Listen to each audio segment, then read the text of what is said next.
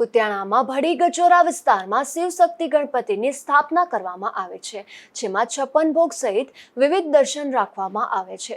ત્યારે અહીં મોટી સંખ્યામાં બહેનો ગણપતિ બાપાની આરતી અને પૂજા અર્ચના કરી દાદાની આરાધના કરે છે।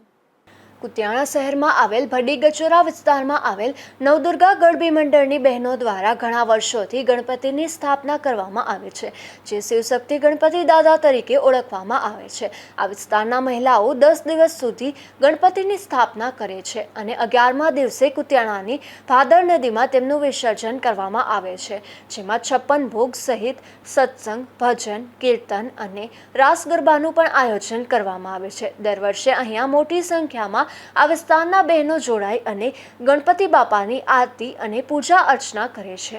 નાગેશ પરમાર, ગુજરાત ન્યૂઝ, કુતિયાણા।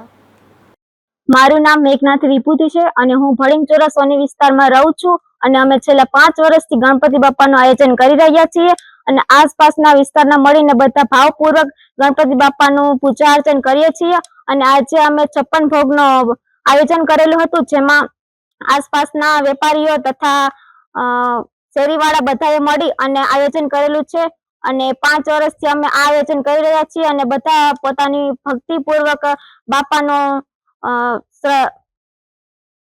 આરતી ને બધું કરી રહે છે અને બધા લાવો લેવા માટે આવે છે।